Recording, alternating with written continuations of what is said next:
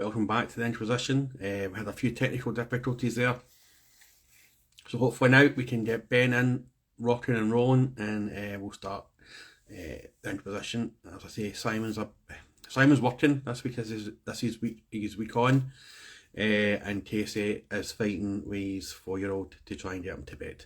So if you just want to send me an invite or I'd request to join Ben, we'll try and see if that works.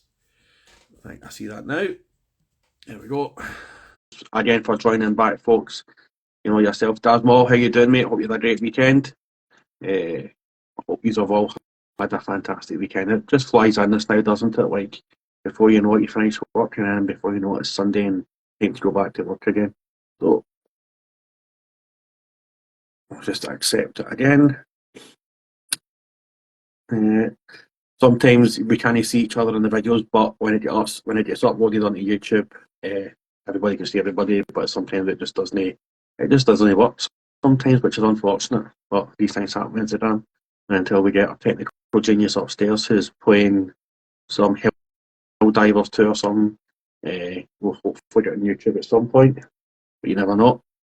If you see some red lights coming, my wife, she's just reversing up the driveway because I've seen the wee granddaughter. I know, I don't look as though I should have a granddaughter, but I'm Scottish and I do. Why is it not? There we go. As soon as you're unable to join, we'll try it again. 15th time's a charm. So what's everybody been painting this weekend? Have you all been doing hobby and stuff, painting and stuff? Hi, one. Yeah, there we go. You have to see. You're right. The man behind the name is finally with us now. Thanks for joining us, Ben. We appreciate you taking time out of Sunday with a pregnant wife, I believe. Yeah, must be quite heavily pregnant at the minute. Yeah. You must be getting close, man. It must be getting exciting, or is it kind of wore off because it's the second one? You're not as nervous as the first one. I'm not as nervous, but still quite nervous. Sort of starting to get their house pretty much there now. So yeah, it's a bit crazy, but about a few more weeks, just a few more weeks, and hopefully number 2 will be here. You know what you're having yet? Or are you leaving it as a wee surprise? I know what I'm having, but I won't put it on Instagram this time. Yeah, that's totally fine. Like, people don't really want to say until it's popped out. But yeah, man, all the best for when your missus drops number 2, and I hope you have a fantastic experience with your second one. So we usually kick off just by asking the same like 3 questions, quite rapid, and then we just kind of see where it goes from there. So how old were you when you first started painting Warhammer? What age were you, and what got you into the hobby itself? It's a bit of a mixed one. I think like a lot of people, I took a big gap. So I first started playing fantasy back when I was sort of year 7, year 8. So what's that, like 12, 13, something around that time. So picked up the edition 3, I think, box set, the Orcs versus Empire box set for fantasy, and picked up the Orcs in there and started painting those. Played for a few years, and then being at school, stuff like that, going on to university, stopped playing after sort of a couple of years, maybe 2 or 3 years, and then came back to it at work. So I was at work and overheard my mate talking about 8th edition, Warhammer 40k 8th edition, that is. And I was like, oh, I used to play Warhammer, but it was sort of fantasy based. Trying to get them into fantasy, well, AOS, because fantasy had gone by then. But then, yeah, so this was the start of 8th edition. So what was that like? Was that 7 or 8 years ago, something like that? Right. And that's when I started to get into it properly. So yeah, and then like properly, well, I say properly doing painting, but in reality it was kind of painting to get models on the table. But in terms of sort of what got me into it, back when I was a kid, it was quite like this interesting thing. Like me and my mate absolutely loved fantasy, and we grew up near Derby. So there's a shop in Derby which Peachy actually worked in. So there was a really good chance that Peachy was the first person that ever sold me any Warhammer. So yeah, it was sort of walking past that shop quite a lot. Used to sort of walk there in between to get different shops and things like that. And yeah, me and my mate just sort of talked about it a little bit. We're like, fine, let's just get the box set between us, and did that, and kind of got into it. And then, like I say, coming back, it was it was my mates back at work, and it was like that thing of, oh, I used to do Warhammer, I'm definitely up for doing more Warhammer sort of thing. So yeah, that's kind of it. I've been on it since the start of 8th, really. It's been quite a much deeper dive into it compared to when I was a kid, having more money as an adult and stuff like that. Yeah, like I get into like I was kind of Space Crusade and Hero Quest and dabbled in a bit of Battle Masters. I think I was the only person in the UK that had Battle Masters.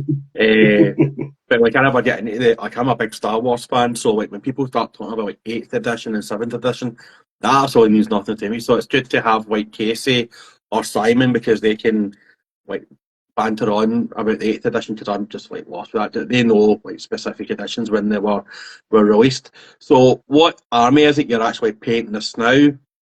Right now, there's two main armies that I paint. So one is my Dark Angels, which probably I'm most well known for. Quite big into the Dark Angels, and then the other one is Chaos Knights. I've got a relatively small painted Chaos Knight army, but I've got 7 or 8 more War Dogs to paint. And how do you feel now with a lot of the release of the new Dark Angel stuff? Are you happy with it? There's so much come out that you can just spend all your money on now. So I've resisted this time. So last year I sort of made a bit of a dedication to try and get through as much of my sort of pile of grey, pile of opportunity, pile of shame, whatever we want to call it. So I sort of made a bit of a thing to myself that I wasn't going to buy a huge amount of new models until I got through as much as possible. So I kind of stuck to buying like the big box sets, so like Leviathan I picked up, and then the Deathwing Assault. So those are the 2 box sets that I picked up. So I didn't actually buy anything day as it was released. Yesterday. But yeah, it's very tempting. Like Asmodai looks incredible. Obviously, I've already got Belial, got a few of the Deathwing Knights. I love Terminators. I think since I started on the sort of the Dark Angel train properly a few years ago, Terminators I love them so much. The Deathwing Knights have been my favourite up until the line was released, and maybe some of the new models. The original Deathwing Knights, some of my favourite models out there. They're incredible. So just on the Deathwing Knights, I'll tell you what, first of all, I will apologise for being late. The lad was being a dickhead. So hey, don't pull that face. I've been on time for the last three occasions at least. Yeah. So I should take it personally, is what we're saying. Yeah, sorry. If Terminators, you actually just sign off because you weren't here in time. Yeah. Hate kids. Yeah, Terminators. So Leviathan, we had the brand new upscaled version of what they were. And then the Deathwing Knights, the new versions with like the helmet changes, the slight armor changes. What's your thoughts on that? Because part of me absolutely loves it, but then part of me is kind of like, well, why are you getting your own special ones? Why can't we all just have the same little swap abouts? I love it. I mean, I would like everyone else to get their turn as well. I think as a Dark Angels player, I'm over the moon. I love the new models.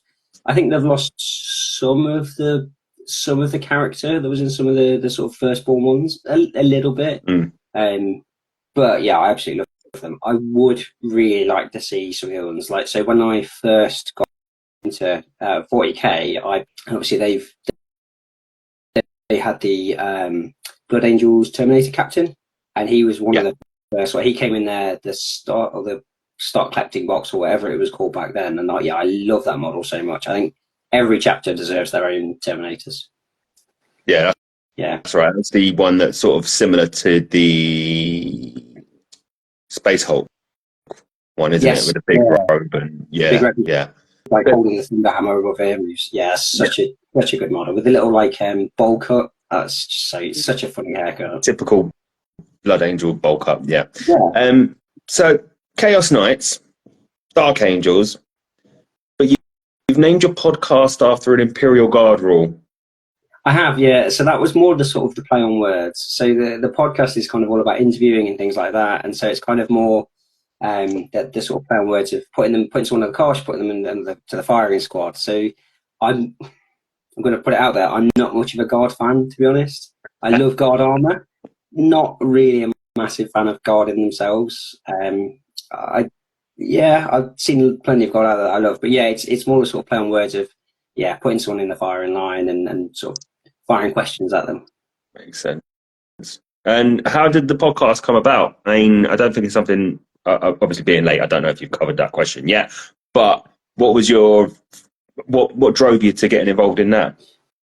it was something I've been thinking about for quite a while. So before I started the podcast, I was kind of a lurker on Instagram and stuff like that. I barely used to contribute whatsoever.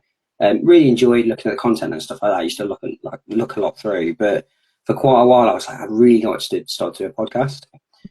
And then during COVID, I was a key worker, so didn't really get the chance to stop work. And I know that there's a lot of people that kind of got put on furlough and stuff like that, and there was a lot of people that got a chance to just sort of really kickstart Warhammer and stuff like that. Whereas actually my COVID was the complete opposite.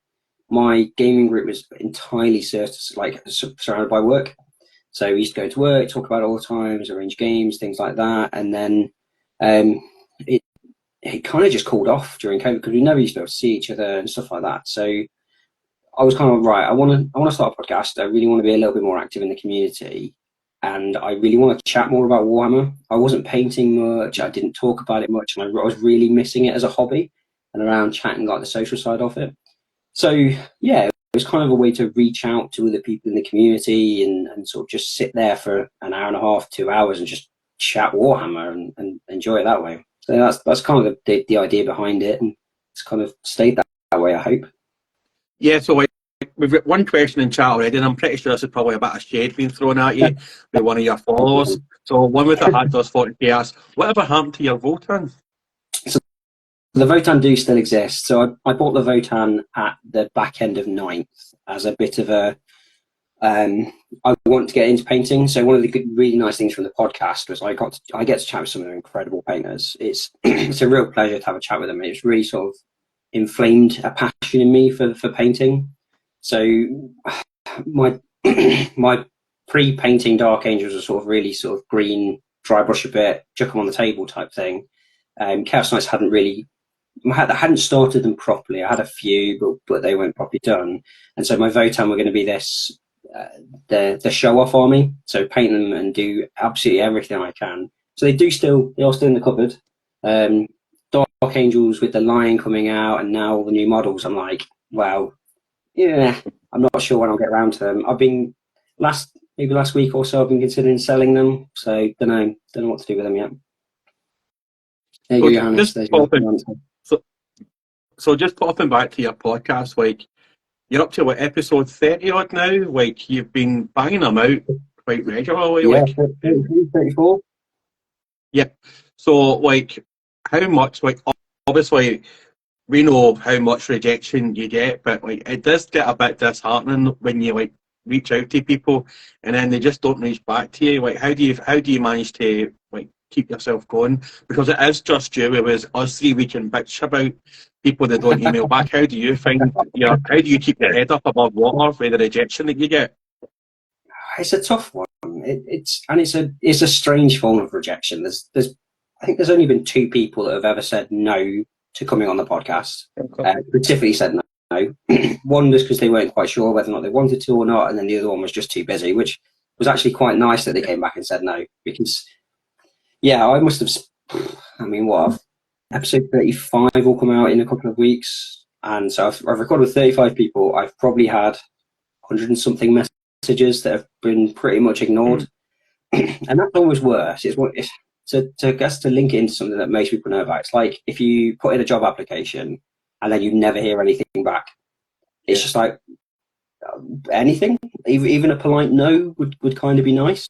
To be honest, it affected me a lot more at first. I think when I was struggling a lot more with guests and things like that and getting people to come on, it was like, I'm just not going to be able to get a guest this week or this fortnight. And I'd do them every fortnight. And so you kind of got a fortnight to record and edit. And when you're looking at 2 weeks and you go, nobody's going to come on in this 2 weeks, you're like, is this really worth the effort? Yeah. And there's been quite a few times where you're just like, do I just not bother putting an episode out this fortnight? And luckily, I've had people come through and be like, yeah, I can. I've been like, can we record like tomorrow so I've got enough time to edit? And somebody's always come through. But yeah, I don't think people really understand. I talk about it quite a lot, how much effort goes into like the recording and then the editing. But there's tons and tons of effort just goes into like reaching out to people, having chats with them and trying to sort out times. Like Mini War Gaming Dave, loved recording with him, trying to find a date that worked for Dave was just near impossible. So yeah, there's a lot of work there. I've had one person who I definitely won't name, who I had a chat with them, sent them a list of questions. So I've got like a standard list of questions that I use, sent them a list of questions, sort of semi-worked out a date, then they came back saying they couldn't do it, and then went back to them again. I just didn't hear like a month, and then like chased them 3 or 4 times, and then they came back to me and said, okay, let's try another date, and then again didn't hear back from them a month. That's almost worse, because you're so close to having like quite a good guest, and then they just ghost you for like a month or 2 months or something like that. So yeah, it can be really, really hard sometimes. You do kind of wonder, what's the point? I just want to chat Warhammer, and you're getting nothing back. Yeah, like I found myself, we've been quite lucky with some of our guests that we've had on. Like we've had some big names, like we've had like Peachy, and we've had Duncan Rose, and we've had Graham McNeil on, and Chris Tester. People that when I kind of put it out to Simon and Casey, like, who can we get on? Like what big name can we get on? And when you reach out to them, and then they email you back pretty much right away saying, yeah, well, let's do this. But then it's the other people you maybe see on Instagram who don't reach back to you, but you know that they've read your message, and you're like a simple no thanks, but no thanks, maybe sometime in the future. It just doesn't work for me just now. It's just the ignoring part. And we've had one person who actually asked me for money to come on, and I was like, dude, I'm Scottish, I'm as tight as they can get. Like, I struggle to give my child dinner money for school every day. Do you know what I mean? But it's just like, we're just doing it for a bit of fun. Yeah. Do you know what I mean? That's how we started it up. Probably like yourself, you just want to talk to people and just kind of build a wee community. So what I'm going to do is I'm going to pass you over to Casey now, because I've actually forgot about the question that I had in my head that I rambled on there. So I'm going to pass you over to Casey now. No, you're grand. I'll be honest, I've dabbled with your episodes because there's so many different podcasts out there with 40k, and I feel like sometimes there's almost like a new one every other week popping up, and there's always someone promoting, hey, you should listen to these people. These people are much cooler than anyone else you listen to and stuff. And it just feels like, even with us, I think sometimes you're screaming into the best way I can sum it up is like Twitter. Everyone's shouting at the same time, and you're all shouting over each other, and it just feels like sometimes, I don't know about you, but there should be a little bit more of like harmony between everyone. It's like, oh, this week these people have got this on, you should listen to that, and they're doing this with me, and then next, it just feels like it should be, I don't know if you get this vibe, a bit more of a community about it. Yeah, definitely. I feel like you get it among like some streamers. I feel like there's a lot more around that. I don't think it happens on purpose, but let's be honest. If you're a streamer and you see that Valrak is streaming at certain days at certain times, most of your audience is going to be there. So what's the point? Podcasting seems to be near enough the opposite. Everyone just kind of, throws it out there and goes, you might listen at some point, maybe, if you remember it. I think I'm relatively lucky. I reckon about 75% of my initial listens come on the day. Don't know why. Maybe it's just pure luck. I released on a Thursday, so yeah, maybe it's luck, but yeah, it does feel like, I don't know, there's that battle, isn't there? You want to be consistent, you want to be able to put it out on the same day every single time, but with podcasters, they're not recording every week. You're not streaming 2 or 3 times a week, so you kind of want to be really consistent with it. But then, a new one comes out that's really good, and all of a sudden they release it.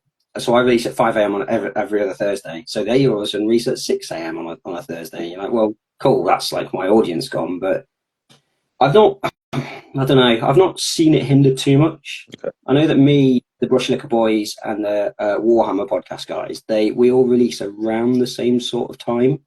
And I know that, so the Brush Liquor guys started not that long after me, but then the Warhammer pod guys, they came quite a lot after, and I don't think I've actually had a negative impact on my listenership since they have. And in theory, we've got a very similar sort of listener group, I guess. But it's a tough one. There should be more.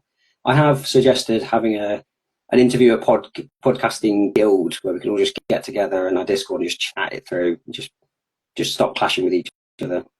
You know what? That's, as an idea, that's absolutely sound. I mean, I'll be honest, I don't use Discord. I know Dunk does, but like even just being able to connect with fellow guys out there doing their own thing and just sort of saying, look, like as we were saying with people getting ghosted, just sort of reaching out and saying, look, you guys have had this person on, we've reached out to them, what's your experience, how did it work for you? And just, just that little bit of extra connectivity between us all, I think would be really good. Hey, Apart from that, can I just jump in there while you're talking about that? Is that right?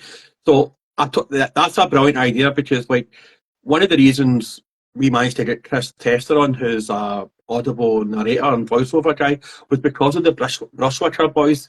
I joined their Discord. I think I'm part of your Discord as well.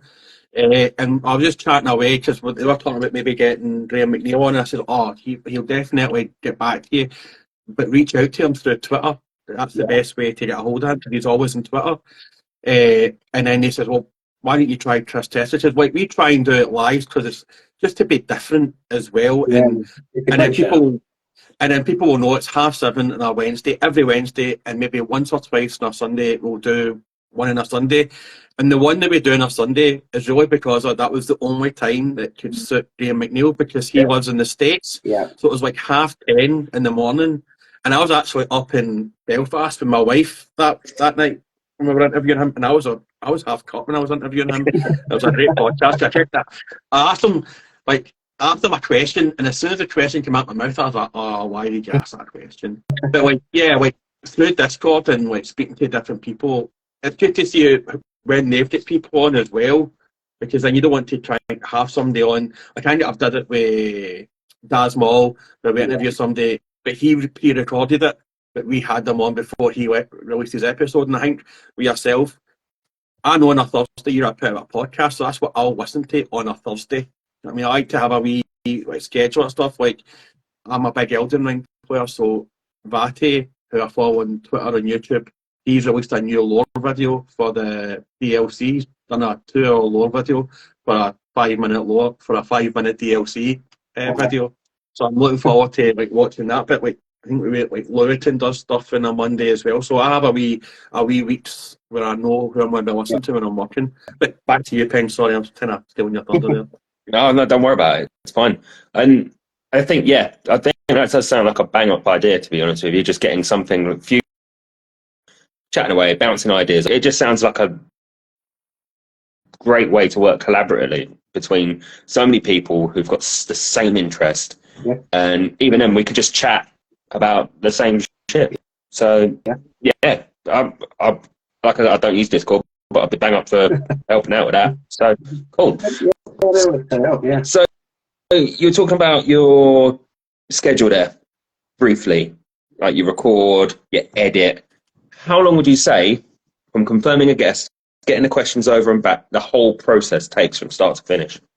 Well, it really depends on the guest. So normally I've sort of booked a guest a week or two in advance. I'm really, really bad for planning. I'm awful for planning. It's very rare that I've booked someone 2 or 3 weeks before the podcast is supposed to be out. Part of it's on purpose because I like to keep it relatively up to date with what's happening then. But if I book them, I'll probably speak to them within the next week or so.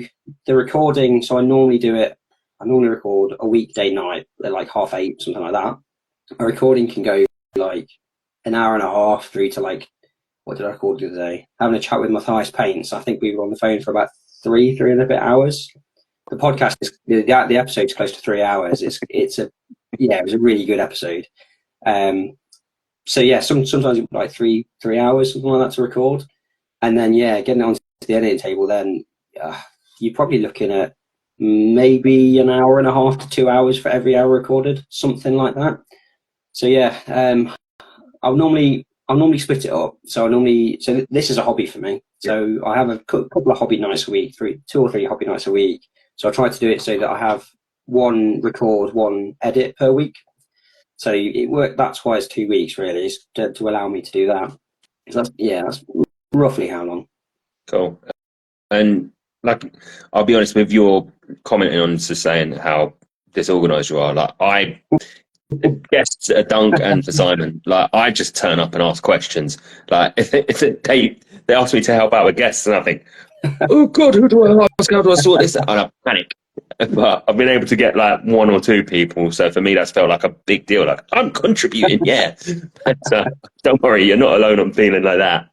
And I think what stands out for me when we think back on like when we first started off, obviously we were asking like just people we knew come on and have a chat with us to the point where we're getting, you know, like Dunk was saying, some quite, for us, what we feel like, oh God, this is amazing. But we had a few car crashes in the middle of there. What's been a standout car crash moment for yourself in your podcast? Oh. You don't have to name anyone, just... There's definitely been one where it was quite early on. I won't say how early on, but yeah, it was very much like I really don't have an episode to put out. So I think I recorded on the Tuesday night, edited on the Wednesday night to put it out on the Thursday morning. So like say 5 a.m. in the morning. So I think I'm finished editing that one at like 3 a.m. on the Thursday, something like that. Yeah, so that took that was back in the early days when editing was taking longer as well. My first episode with Quipster took me, I reckon, probably about 8 hours to edit. That's maybe 9 hours to edit, something like that, because I just had no idea what I was doing. And it's I'm a lot quicker now. But yeah, so that one was difficult because I had no questions set up. So I try, whenever I do question sets, I try to get them out beforehand so the guests can read them. So there's nothing that sort of stands out. So yeah, I was like, I asked this person, they said yes. I then basically just went away, wrote questions, sent them to them, recorded the night after. I was very blurry eyed on that Thursday. It was a close cut to not having an episode at all. And I'll pass over to Duncan after this one. Obviously, you comment on it being a hobby to you. It's a hobby to us as well. It's just nice to have people on and just chat to them. Have you considered going behind a paywall just to try and, like, I wouldn't say boost, but just to try and help you out with what you're throwing at it? Because as a hobby, you're not getting anything back out of it, are you? Yeah, no, you're spot on. I mean, yeah, I've never felt it's good enough, the main thing. But then I think for me, the key thing was if I ever were to want to go down the pay route wall, it was to do something different. The key idea behind the podcast was it was always going to be a free thing. There's some really good examples of what I do behind paywalls. There was one that was in DZTV, so they've got a really good interview podcast that's very, very similar to mine, but it was always behind a paywall. I just don't think I've got the following, to be honest. It's one of those ones, like I've got a Patreon and I've got like a merch store and stuff like that, but it's all very much like if you want to help me out, there's no real benefits to being on there or anything like that. You obviously get a shout out in the podcast, stuff like that, but yeah, it's one of those ones where I'm like, am I worth people paying for? I think it's a really tough decision to make. At the minute, it is a hobby. Yes, it is costing me money because there's stuff you have to pay for and stuff like that. But maybe one day when I've got some more time to do some other stuff, I've thought about doing some streaming and stuff like that. And all of the episodes that I've got the videos of all of them. So someone recently said, "Oh, why don't you put those on put those on your Patreon?" I'm like, well, again, I could, but it's that following. I feel like you have to generate enough of a following to then take it behind a paywall for people to want to pay for it. Yeah. And just so, yeah, because we've been like, obviously, we want to take the podcast as far as we can take it, and I've always said, like, even if I've got one person watching, then I'm happy enough to have people in, because when we were discussing about doing this podcast, it was more to get people on that really don't have a good following, that are really good painters, and people that we want to speak to and have different people on from throughout the hobby. So like we've had like Mike Mons, who is a Twitch streamer and does Dungeons and Dragons stuff, not exclusively just 40k stuff. I don't think he really paints anything 40k now. And he's an amazing guest to get on. See if you ever want somebody just to rant for about an hour and a half about Citadel and Games Workshop. I mean, Mike's an absolutely diamond of a guy. Get him on, you ask him one question, and then you can just go away for like 2 hours, and he'll just go on like it's as always. And I watch him every day on Twitch. Like when I'm not working, obviously, if anybody's watching from my work. But we wanted to get people on and like bring different people on as well. But so like bringing you on as well. We've had Dasmore who does Twitch, and we've had Mike Mons who does Twitch. But bringing on somebody else that has a podcast, it's good to just put them in front of the camera. So how do you feel about getting questions fired at you instead of you getting firing questions at other people? This is the third time that I've done it, and I don't think it's got any easier. One of the beautiful reasons behind doing an interview podcast was the fact that I had to talk as little as possible. Admittedly, I now have to go back and listen to myself when I do the edit, but yeah, it was very much like giving somebody else a voice. So yeah, it does feel super weird, like going on somebody else's podcast and talking more than I listen. It's a strange one. And thanks very much to Tish. He's been saying it's been a great mix of people that we've had on, and following people off the back. I've seen them as well. Because like we've had like another one was Forges or Rounds, and I only followed him because I got him in the Secret Santa for hobby races. Yeah, that was the only reason I got him on. That's the reason I followed him, because he was my Secret Santa. Who would be your? Is there any guests that you would love to have on that you've not had on yet? Ooh, that's a cracking question. I don't know. There's so many people. There's like pretty much anybody that I follow on Instagram. I'd gladly have it. There's been quite a few people that have messaged me. They're like, "Oh look, I know I've not got many followers, but if you have a gap," I'm like, "Well, if I follow you, so therefore I'd want you on the podcast." There's one person. I mean, I know you guys have had Duncan Rhodes on. I'd love to have Duncan on. I think he's got quite an interesting hobby journey that I think would be pretty cool to go through. Who else? Who else would I like to get on? Do you know what? I'd really like to get on Matt from Mini Wargaming. I don't see him around all that much at all in terms of outside of the Mini Wargaming stuff. I would absolutely love to get him on, because I think he doesn't really talk about his journey through Warhammer all that much. And he tends to stick to the channel, do the back reports quite a lot. But I think he'd have a really interesting one. I mean, he has to cope with Dave every day, which, yeah, having chatted with him, he is a bundle of energy. So how that man is his best friend, I don't know. But yeah, so Matt from Mini Wargame, I think, would be the one. And of all, like, who's been your favourite guest that you've had on? Or is that like picking your favourite child, which you'll be having? You'll soon have to pick your favourite child in a few months. Oh, I couldn't possibly say. I definitely couldn't possibly say. I genuinely, I've thought about it quite a lot. I've been asked this question more outside as well, and everyone's so different. And everyone's so welcoming that it's just impossible to sort of compare a lot of the time. Like you think going on Instagram and getting painters off Instagram they'll all be the same person, but they're so not. The moment you start to talk to them, they have such different drives and histories and things like that. So I couldn't really pick. So yeah, sorry. I think like two of my personal standout guests so far will have been, and it's only because they're so new to Warhammer, like totally new, would have been, we had Leafy Decays on Wednesday, and she only picked up painting a year ago. And yes, mad. Yeah. And you've got Dave versus Sharp, who picked it up in lockdown, and they're now both commission painters, and I've been painting since lockdown, and I still look as though I'm just throwing paint from the other side on my models.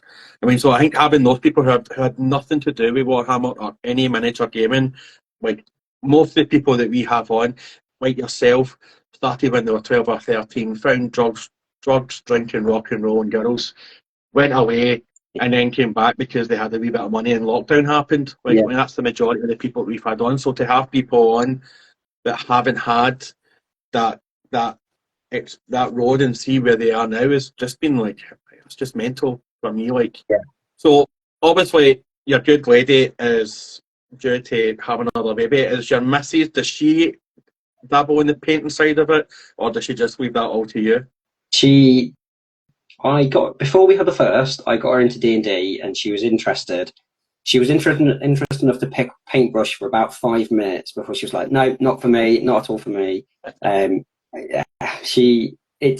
tempted her time and time again, but she's definitely one of those sort of ones that looks at what I've made and goes, yeah, thanks, off you go. She's big into like sewing and stuff like that. So she makes a lot of her own clothes and things like that. So it's quite nice that we've got those separate things that we can go away and do. So yeah, I'm not too fussed about it. I'd like it to play every now and again, but I'm growing 2 kids to be my future opponents, so it's fine. That's been like my missus. My missus sits and crochets, and I sit there and paint my models, and it's like I'm like a 5-year-old going, "What do you think of this?" And she's like, "Oh, that's great, Duncan. I well done." Like, I don't really care, man. Just go make me a cup of tea. And what? And your child that isn't born yet, have they picked up the brush? Are they interested in it yet, or are they still too young? They're still too young at the minute, so they've not long turned 3. So yeah, I'm hoping. I've put models in front of her, and she'll pick them up and she'll have a bit of play. So my Defo Terminators have all got magnetized arms, so she's had fun pulling those off and playing with the Invader ATV as though it's like a little car. So yeah, I've tried to get it in there so they hopefully pick it up a little bit more. Yeah, you know what? I've just started down that journey, and I think it's something I've always asked people who have come on and they've got kids older than mine. Mine's turning 5 at the end of the week, so bloody hell. But yeah, we were out somewhere at Christmas. He got a mini of the month, and he was absolutely buzzing. He's like, "I got a toy soldier, yeah, I can paint it like daddy soldiers, yeah." And he painted it the other week, and I put it on my stories, and it just looks like an utter abortion. But he's so proud of it, and he walks around with it on the table like, "I am a soldier." You know. Okay, so it will happen. You will get some joy out of it, but just stay the course. And it's also interesting you saying about D&D, because it's only something, I'll be honest, I've picked up in the last couple of years. And my girlfriend, not into any hobby stuff really much at all, but she saw me playing it with my mates, and she was like, "Oh God, this is what they do on Big Bang Theory. Oh no, I liked it when they do that. Oh no," and she ran away. And I went up to her, "Why'd you run away?" She was like, "Because if I sat in there too long, I'd want to play." I was like, Yeah. "Well, why are you scared to do it?" But yeah, each their own, isn't it? Yeah, it's how you choose to use that time, isn't it? Like I say, my partner got into D&D, but I mean, to be honest, I think I've played once or twice since I've had the little one in like 3 years. I miss it massively. I used to be a dungeon master. Okay. It's how you want to spend your time, I guess. So that's actually going to quite handily segue into like my experience of D&D. I'll be honest, I wasn't a dungeon master, but a mate of mine who was our dungeon master, I think is pretty much the same sort of story as yourself. Recently had a kid. We haven't had the time to dedicate to it, and then all of a sudden Baldur's Gate 3 drops, and you know that's his fix. Then he can just sit there and play Dungeons and Dragons without having to worry about sticking the board up and writing a story and stuff. When you were dungeon mastering, what was your favorite aspect of it? Was it just, you know, planning out your campaign, sitting there thinking of ways you can mess people around, or thinking on the fly, like, okay, they're going to mess up what I want to happen here, so I'm going to do this or that? And, you know, what was your sort of favorite bits of that? I loved seeing people work through the puzzles that I put in front of me. I just absolutely loved it. Really enjoy making, you know, like rules and making them like puzzles and things like that. And I've always been a bit of a rules nerd. Whenever my friends got out a board game, they'd be like, "Here you go, Ben. Here's the rules. Do what you want with them." But yeah, it was always that thing of, I've put this puzzle in front of you. Let's see how you're going to go about and do it. Because yeah, the things that people come with are absolutely mad. Like you always think about like, here's the logical way of doing it. Groups of D&D players don't have any logic whatsoever. They're insane. They do the most ridiculous things, and it always seems to work, which is great. That's why I enjoy the game. Yeah, that was definitely my experience of it. Of, you know, the puzzle would be, you need to get across this. It's the typical, you've got 4 people and 3 boats, get them all across and stuff, and we'd just be like, well, let's burn one boat down, and you can see the guy's face who's planning it out. He's just like, oh my God, they're ruining it. But yeah, it was always the fun of it. Have you, with your group, with your D&D group, I know you say you haven't gamed with them much, but going back to your Warhammer group, have you been able to sort of, since lockdown, since everything's calmed down again, you've been able to reconnect with them and get back up and going again? Or a couple we have. So there's some that live close to me that yeah, I do. I've changed jobs quite a lot since then. So even with COVID coming, well, I was going out of lockdown and stuff like that, I don't really see half of them anymore. So yeah, there's definitely, I mean, 2 of them are married to each other, so that's helpful. So I get to see them quite a lot. And yeah, then there's one who is sort of best mates with them, so I see them quite a lot. Not as much recently, but if I go to a tournament, it's always with them. One of them I used to work with, so came out of lockdown and worked with him for quite some time. So yeah, he's my doubles partner, Vince. He plays guard. So yeah, I play with him quite a lot. So probably about half the group I still sort of see and play with semi-regularly. That's cool. And if you don't mind me sort of leaning into it a little bit, it sounds like your hobby experience over lockdown and Instagram and everything is quite similar to mine, in the dabbled in Instagram for a bit before, and lockdown hit. I was a key worker as well, working shifts, still had to go into the office. Yeah. How did you find balancing everything there? Because I'll be honest, for me, it was an absolute pain in the arse. So I mean, I think I'm fairly lucky in the fact that I hadn't started the podcast when when all that COVID stuff happened. I only started the podcast after, really. So it's been a year and nearly 3 months since I started the podcast. So we were kind of out of it. In theory, it was probably the worst time to start the podcast. That's like the lockdown was like the key time to do anything social media wise. But yeah, since then, that balance has been quite fine at times. And I know that there's been times where I've been on the unhealthy side of the balance. So my partner and I went through quite a traumatic time at one point, and I threw myself massively into painting. And I was like, it was probably like a couple of months, and I was like, this isn't healthy to cloud feelings. So I'm not actually addressing any of the issues that happened. So I wasn't really talking to my partner about it, stuff like that. So yeah, if you don't, I think if you're not careful, the balance can really skew.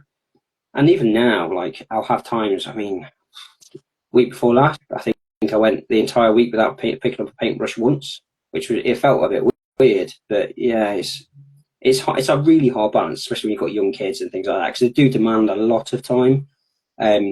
The reason I didn't start the podcast until then was actually it was until my little one was 1. So when my little one turned 1, there was a lot more independence there. She wasn't. She was 1. She wasn't independent, but it meant that in the evenings I could actually go and sit in the office and do some recording or do some painting. So yeah, it's been a tough one. I think now that I'm having the second, I feel like I've found a relatively good balance, just in time for it to be completely thrown out the window for the second one. Yeah. And how do you talk about the life balance? Like, how do you balance the podcast with the painting? Like yourself, I've only picked up a brush now today. Maybe yeah, I picked up a brush yesterday for the first time in about 2 weeks. So because the podcast, as you know yourself, it takes up so much time just trying to organise and get things uploaded onto YouTube and stuff like that. How do you how do you find your balance to be able to do the hobby as well as the podcast? I mean, the podcast has sort of always taken primacy. That's been the key thing. That's why I didn't really pick up a paintbrush in a week, because I knew that I had to record multiple episodes because I was a little bit behind. So yeah, the podcast will always take primacy. So that's probably why. So fairly recently, you've probably seen on my Instagram, I've said that I'm going to call the season 1 end.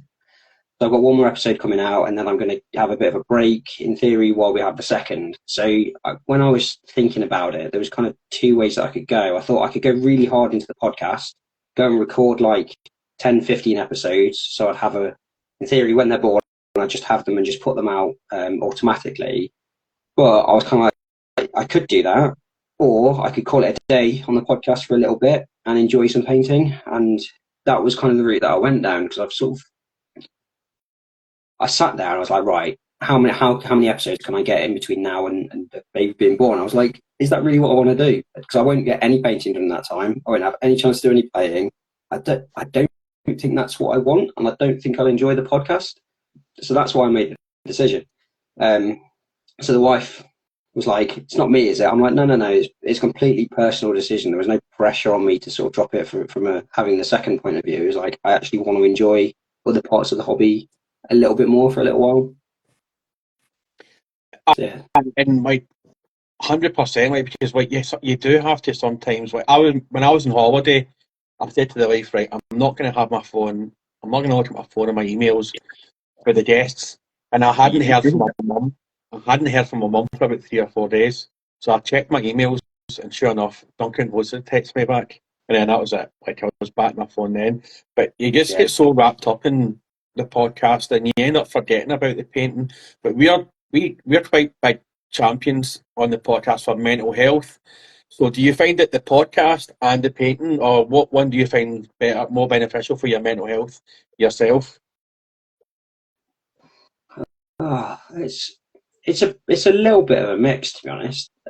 Like I've had quite a lot. Obviously, going into having the second child, work's been pushed really, really hard. So I'm taking 6 weeks off work, which from a work point of view is probably the worst possible time. I've got tons and tons of deadlines coming up, stuff like that. So work's pushing me really, really hard. And there's been some days where I've sort of come back from work and been like, that was crap. I just want to curl into a ball. But then they're like, actually, well, I've got an episode to record. And recording those episodes is some of the fun things you can do. Like chatting with Matt, who's been the latest one that's been out. Like I say, we chatted for nearly 3.5 hours. And I came out of it, I was like, I had no idea what time it was. I had absolutely nothing at all. We just sat there and we chatted like Dark Angel's Law for 3 hours. And it was fun, so much fun. And painting's the same. Like I can have a really crap day. I can sit down. I can right. I've actually got some motivation to paint. Get my paints out, and yeah, it'll be like 1 a.m. and I'll be like, where the hell has that time gone? You can phase out the world. You can stick like a podcast on or a video on, something like that, and just ignore the real world exists for a little bit. It's been really important for my mental health. Admittedly, I did go too far, like I talked about it on the other side. You can lean on it as a crutch, but I think the podcast's harder to lean on as a crutch. Because if you're having a really shit time and you come and have a guest, putting on that face can be really difficult, really, really difficult. I'm trying to sound happy in a podcast, you're just not going to do it. So that's probably the harder of the two to lean on. But yeah, I think we are lucky in the aspect that there's 3 of us, so like we can dip out, make an excuse of something's happened, and we apologise obviously and say something's happened. And if the situation ever arises, I know Casey will always know that you can say, I need a break here, because it is quite intense.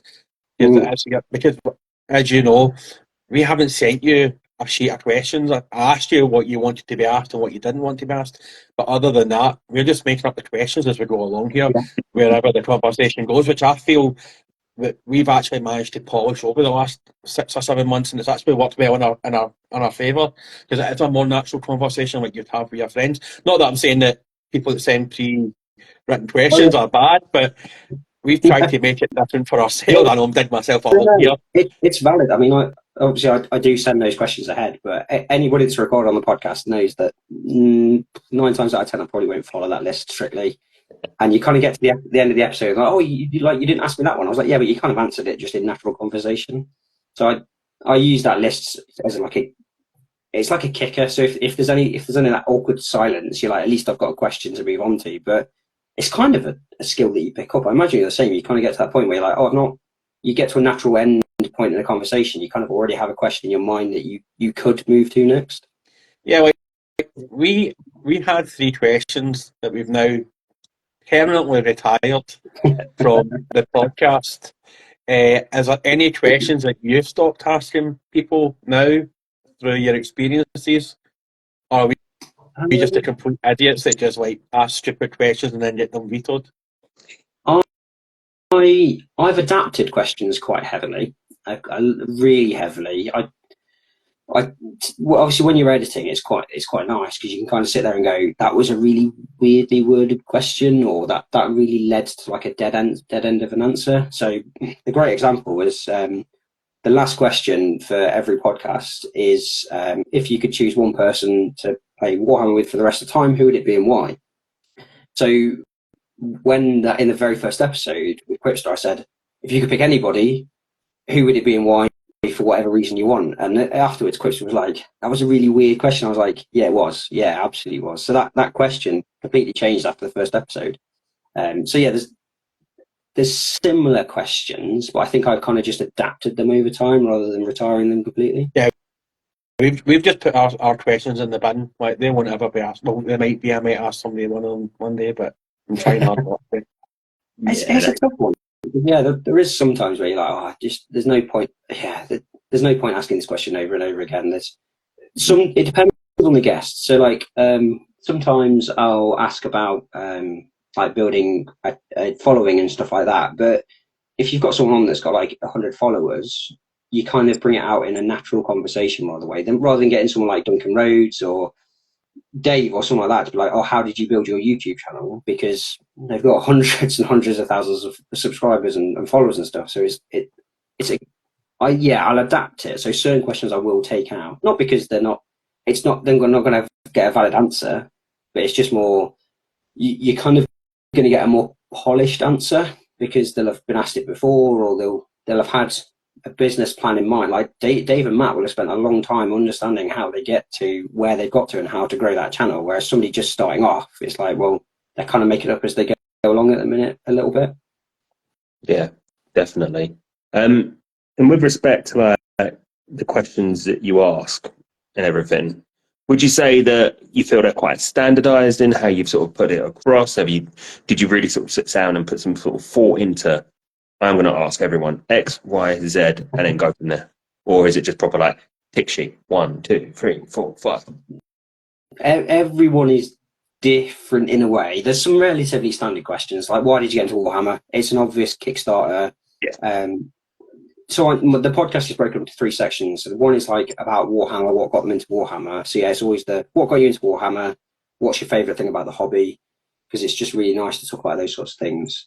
The second section is then about content creation and in whatever faction. So again, it's what got you Instagram, what got you into YouTube, stuff like that, just kickstart that. And then the last section is more about, like, I call it real life, but non-Warhammer is like, what do you do outside of Warhammer? So those are like the 3 standard things. And from there, I tend to sort of go in, they're similar questions, but they're normally slightly reworded. So talking about like what army do people love? What's their favourite armies? You get somebody on, if they've only ever played one army, it's a really stupid question, because it's just like, all I know all you do is play Black Legion, but what's your favourite army? You know, it's then like rewording it to like, why a Black Legion your sort of thing. So yeah, they're fairly standard, but I'll try to personalise them a little bit. Yeah, because I think, as we've discovered as we've gone along, you can ask people the same question 10 different ways, but you're always going to get, sometimes you get a very similar answer, and other times someone just go completely left field. Yeah. So, yeah. Obviously, we've sort of touched on it a little while ago that Dunk was saying that we're lucky there's 3 of us bouncing off each other. You know, if one of us needs a break, we'll always dip in and out. We ask people to help out. Do you feel like doing it yourself, you've got a lot on your shoulders that you would want to reach out for help every now and again? You would want someone to come in and help bounce off questions with you, or take over just so you can have a week off for once? Yeah, it's definitely something I've thought about. It's going into season 2 or some of the other stuff I'm thinking about doing. So for like Twitch streaming, for example, I've done some streaming on YouTube, and it's you get people coming in and asking you questions and stuff like that, which is like, it's easy to bounce from. But yeah, having a second person there is going to be so much easier. Same with the questioning. Sometimes it's nice to sit and not have to say something for 15 minutes, and you can kind of just let people carry on with it.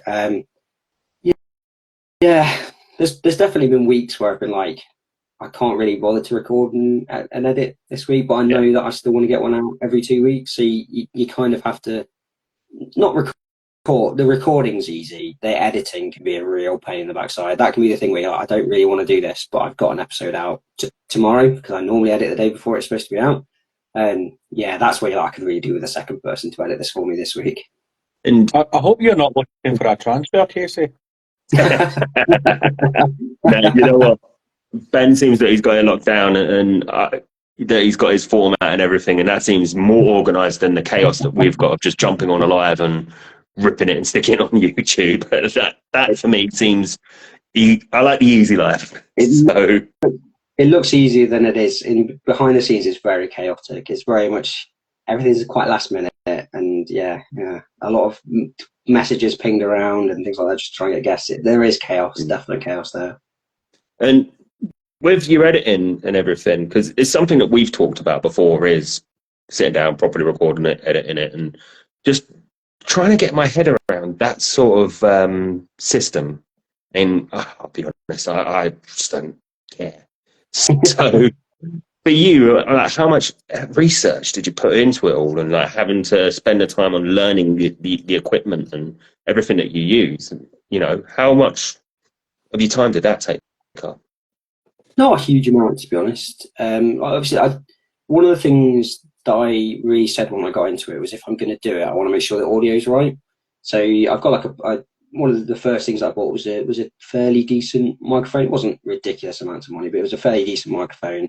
So the key thing for me with that is, because obviously it's all pre-recorded, I want the sound to be right. So actually, when I first started editing, it was very much like how streamlined can I get it? Can I get rid of all the and ums and stuff like that? Can I get rid of all the weird longer gaps and things like that? And actually, I hate myself for it, because I've only ever edited like the audio of all my recordings. I have recorded re-edited one video, and that's when I realised that I hated myself, because when you've gone through all that audio and you've got rid of all the ums and the ers and you've made gaps slightly shorter, none of it lines up with any of the video. So yeah, it's that's been a thing that I've learned since I've sort of started. Now I've started to edit the videos. It's been like, okay, how do I streamline my audio so I have to do the minimal amount of video editing afterwards? So now I tend to spend the most time getting audio levels right. That's the key thing. Because obviously everyone has different mics and different sort of levels and things like that. So that's been the key one. And then after that, it's kind of getting rid of really loud breaths or sneezes or coughs, stuff that, like, yeah, you can see it on the video, but I've edited out a cough because nobody really wants to listen to a cough, that sort of thing. To be honest, if I could get away with it and go to something like a live recording, I wouldn't bother, because that's the whole point of it, of a live recording. It doesn't really matter, but because it's pre-recorded, I feel like that pressure's there to be more edited, more, I don't know the word for it, but yeah, put more pressure on doing that sort of stuff. So a little bit of rawness to it, isn't it? That I think that we enjoy in our just doing it live. That you could be midway through a question, you just go and then come back to it. But having worked in call centers for the vast majority of my adult life, the sound of my own voice makes me cringe and want to die inside. And you're nodding, so straight away, you're there with me. That's going to be my next question. You know, have you gotten over, like 35 episodes in, have you gotten over yourself sort of like when you hear yourself back? Or so I've actually found now, so I properly edit maybe the first 5 minutes in real time, so when I can actually listen to my voice and hate myself, and then I edit the entire rest of it at about 160% speed, so it doesn't sound like me anymore. So that's the way I've got around it, is trying to speed it up as much as possible. Because if you're looking for like a cough or something like that, basically you're just looking at a flat line that then suddenly does something. You get a weird noise, so you just go back, play it in real time, and just edit it out. So yeah, that's the way I've got around. I hate listening to my own voice.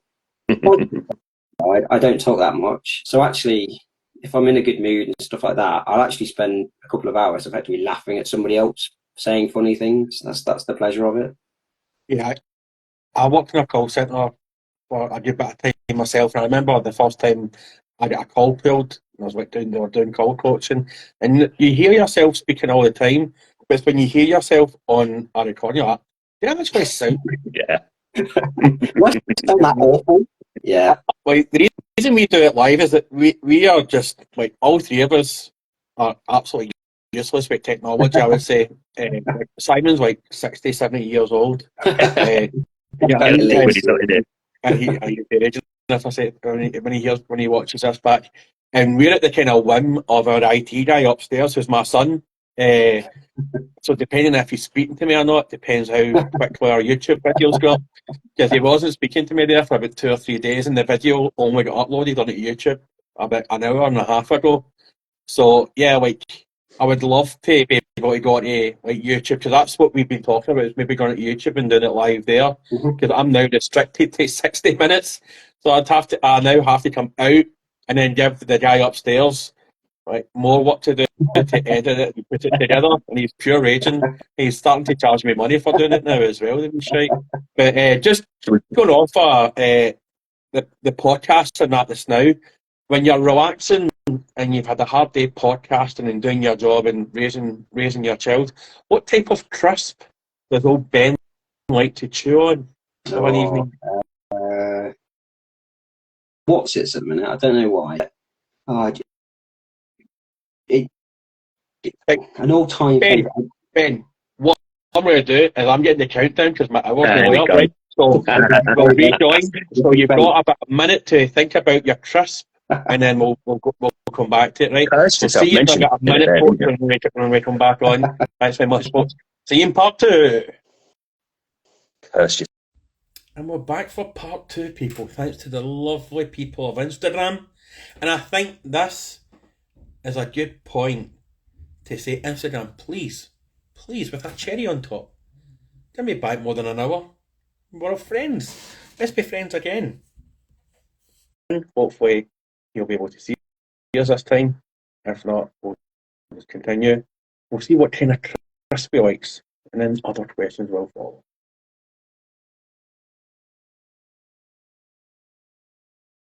Remember, folks, if you've got any questions, fire them into the chat, and we'll get to them as quick as we can.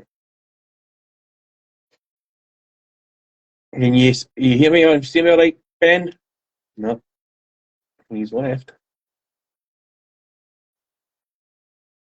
Thanks for coming back, Celestine. Thanks for coming back. JB, we really do appreciate the follows. And One day we'll stop doing this. One day. One day, not today though. Hopefully the IT gear upstairs will be in a better mood than me this week, and we can maybe try and get it on YouTube. Make sure you pay him. That's what you got to do. Well, I gave him a lift to working back today and yesterday, so I think that's pretty much payment enough, to be honest with you. He's going to have Are to you in declare with a the second Ben? income if you pay him too much. I know. I can see Casey, but I can't see you, don't. So That's fine. Oh, sorry We'll about just continue. When it goes on YouTube, everybody will be in the one video anyway. But I think this is a good point to say that if you're ever in and around the great town of Leek and you're looking for any bolts, storms, or war games, then Bolt Storm Wargaming is the people to be. Go there for all your needs. So the question that it was like a cliffhanger. It was like watching True Blood, which I started watching back recently, right? Every episode of True Blood ended on a cliffhanger. There we go. Didn't know that until I watched it like the second or third time. So what is your crisp of choice, Mr. Ben? McCoy's salt and vinegar. That would be my. If you were to pick one, yeah, that's the one. You know what? I'm going to jump in here with something because my partner, girlfriend, Sarah, she bought a multi-pack of McCoy's today. And the salt and vinegar don't quite hit like it used to a while ago. They've taken away some of like the tanginess of it or something. It's still good, but it's not what it was. Yeah, if you want like super tangy salt and vinegar, I found that Discos, Yes. they are, well, apparently they still make them for a start. But yeah, Disco salt and vinegar, I don't know, they put like half a ton of salt per bag. It's ridiculous. Salt and vinegar discos are massive in Ireland for some fucking weird reason. My wife loves them as well for some mental reason. So when you've ate your salt and vinegar McCoys and your mouth is falling apart with the sheer vinegar in them, like Pringles, what would be your beverage? Would it be Coke or Pepsi Max? You can only pick one of those. Coke. Yeah, I'm a Coke over Pepsi. I don't mind Pepsi, but it feels more artificial to me than Coke. Like a good kind of Pepsi Max. What about you, Penge? I think we've ever discussed. What are you, Coke or Pepsi? I'm traditionally Coke, but recently, and it's quite. I was prepared for this to segue into this. Recently, and I'm not sponsoring this. This is not an ad. I've recently discovered Tango Mango, and it's absolutely brilliant.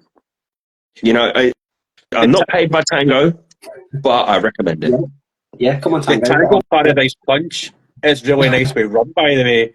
The IT guy upstairs was drinking Morgans and Paradise Punch when we were away a night. He says it's pretty banging. It's not also sponsored underage drinking, but there you go. But when an island, like, as soon as you're like 2 months old, you start getting botching, do you know what I mean? Like, yeah, have your pint of Guinness. Yeah, is there such thing as underage in Scotland? No. The thing is, right, he's actually quite good with computers, and he doctored his passport. He took a picture of his passport and doctored it so that his age looks proper. And then he took the picture and he went to the pub, and the guy went, "Oh, that's fine." And I thought, "Oh my fucking god!" If the guard are watching, that didn't happen. Yeah. Definitely did happen, guards. You can bang him up. They're facing the fucking British passport that he's got. It'll be raging at you for this now, and this episode won't come out until like next month. I know. So, as you said at the start of the podcast, Ben, you get into fantasy.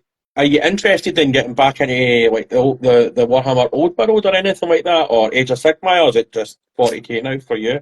I've been on and erring, so I haven't got it. I've always wanted to get back into Age of Sigmar, and it's something fantasy based. So yeah, I tried to persuade the guys I played with that we need to play Age of Sigmar, and they were like, no, not doing it, not paying out for it. I'm like, yeah, fine, okay. Old World coming out has really thrown a spanner in the works for me. I love Orcs and Goblins, and so when they did the release of the Orcs and Goblins box, they showed that, I was like, okay, this is dangerous. But part of me, I think, recognises that a lot of that will be nostalgia. I love the Boys on Boars. I say it all the time on my podcast, Boys on Boars, they're the best models in the game. But I kind of look at the Age of Sigmar Iron Jaws, and when you look at like the Moor Grunters and the new one, which is on like the massive boar, I'm like, okay, that could get me. I really want to start painting Age of Sigmar. I said that as part of this year, 2024 in. This year I'll paint something Age of Sigmar based. So I think I'm probably going to pick up some Iron Jaws and maybe paint them. This is a bit of a scoop. I've not actually said that out loud to anybody apart from one person. One person knows that. And now, yeah, there you go. Bit of a scoop for you. There you go. We've got our exclusive of the week. So one question, and I'll move back on to Orcs in the chat here. Asks, should I go back to the start of yours, or can I jump in at any point? Jump in at any point. So each individual interview is a completely separate thing. There's the odd inside joke here and there, which you might want to go look back at something like that. But yeah, because it's each individual person is interviewed. Go back, watch whatever episode you want, or listen to whatever episode you want. There's no linkage whatsoever in theory. Cool. Thank you for that, and thank you for the question in the chat. If you do have any more, keep them coming. Orcs and Goblins. For me, back in like when I started off donkeys ago, like that was the only thing that would ever gotten me into fantasy. Like just the ridiculous of all the snotlings, the black orcs and all the mad armor on them, and all of it. It was just such a mishmash. And I think I've only got one mini, which was a Games Day exclusive, which for me is like I'm never going to repaint that. That is it. That is my time. That is my thing. Yeah. Through your history of everything that you've done, what for you is one standout mini that you've got that you will never change? Ooh. That's a really hard question. So I've never really enjoyed painting until recently. So painting for me was always a thing that was literally chuck it on the table. Yeah. I did have the leader of the Black Orcs, and I now cannot remember his name whatsoever back in the day. Grimgor? Yeah, Grimgor. Yeah, so I really enjoyed painting him. He had like blood on the axes and on the faceplate, so that was really good. But recently I joined a competition. So Stibio, who I interviewed, did a Dreadnought competition, and that's been the first time I've ever truly, really, really tried like to really paint something to the best of my abilities, and I love it. I absolutely loved it. In fact, I think you put it on the reel. I think it might be in the last part of the reel for this was that Dreadnought, and yeah, I don't think I'll ever go back and change that, because that was the first time that I thought, you know what, I'm gonna really try and do something to the best of my abilities. So yeah, probably that one. And now I've got now I'm trying to do Azrael, and I've got the Lion pretty much ready to paint. So yeah, hopefully there'll be more to come, but that Dreadnought will be what it is forever now. That was the first key point for my painting. And Tiz Puts Paints on Models has commented that your Dreadnought was fab, so there you go. Yeah. It's appreciated. There's loads of comments in my Discord. Tiz a lovely person, that's for sure. It's like, if I want to try and get on as well as Tiz, because some of her stuff is really good, and she's always jumping on our podcast as well, so I'm looking forward to trying getting her a date with her to come on. Not on a date, because I'm married, obviously. No, come on. We already talked about your kid underage drinking. Let's not float all your vices out there in the real world. Yeah. Tiz is a wonderful human being, so definitely getting her on. I need to go on mine as well, but yeah, maybe season 2 Tiz should be coming on. So I think one more from me, and I'll pass back over to Dunk. And I think you sort of commented on it yourself. We've obviously talked about your podcast. We talked about your hobbying, but what else makes up Ben? What else do you do out there in your own private life? Mainly it's family stuff at the minute. That tends to be my sort of big one. I used to play a lot more video games than I do now. I still do play video games now. I've got on a real thing for Shadow of War. Don't know why. It's an old game that used to be absolute rubbish, but now they've made it not quite as transactionally. I'm loving it at the minute. When I was at uni, I used to play Football Manager religiously and World of Warcraft and stuff like that. So yeah, I think I've got a few thousand hours in Dota 2, something like that. So yeah, definitely a lot of video games. Before that, I was always big into sports, so I watch less sport now. Generally I watch international sport, which we won't talk about right now based off what happened over the weekend, especially with our northern partner in the room. So yeah, sport I'll tend to watch a little bit. I used to be really big into football. I grew up in a relatively small village, and yeah, if you couldn't drive or wait an hour for a bus, you'd probably be out playing football. So yeah, I was one of those kids that got home from school, literally put on my football boots, went out and played football until you literally couldn't see the ball anymore. Didn't matter how much light there is, if you couldn't see the ball, that was probably about time to go in.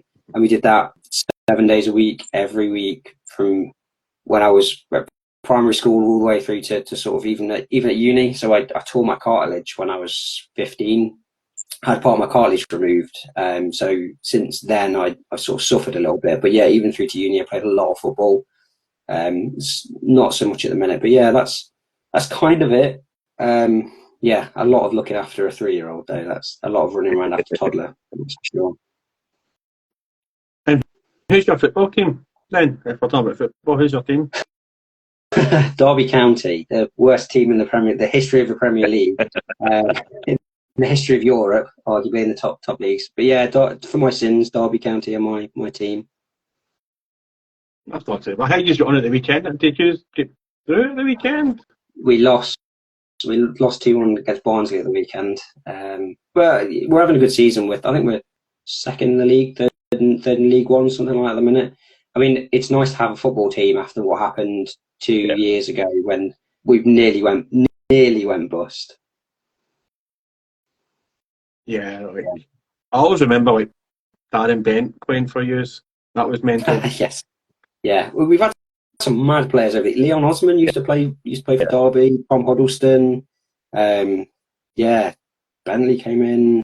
Who else? There's been mad players. Ravanelli, he was the really big one for quite a while. Paolo One-Shot was the days when I was there as a young ram. There at the Pride Park every week watching them. It was miss those days. Do you get to many Derby games at all? Do you live near Derby, or is it just watching it on the TV? Down in Bristol now, so I don't really watch that much football anymore. I'm going to be really cynical here. I've got really fed up with footballers.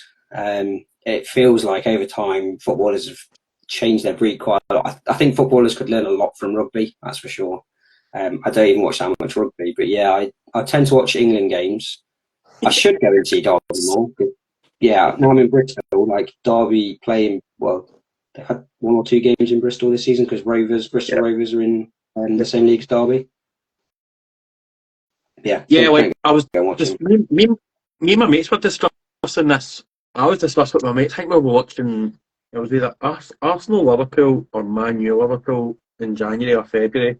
I'm pretty sure it was January, and there was just no atmosphere at the game. And I was like to my mates, I says, "Do you not just think football is terrible there now? Like, if you go back to late 90s, all the way through the early 90s, and all the way through the 90s, really, you could name a player from every country who you would consider as world class, like Del Piero, Zidane, Fat Ronaldo, Rapey Ronaldo, Kaká, Ronaldinho, like all the greats. Do you know what I mean? Raul and Morientes. Yeah. You're struggling now to actually name out like 8, 9 world class players right now. I mean, and that's including Crystal Palace here. I mean, you're struggling to name world class players. Yeah, I just feel there's like terrible just now. Yeah, it's always the same players that you talk about. It's like Bellingham, and I mean, when you look to like Sturridge, like he was really good for a time and then just disappeared. And yeah, maybe it's just me being the age that I am, and everybody's the same. But yeah, I miss the thousands.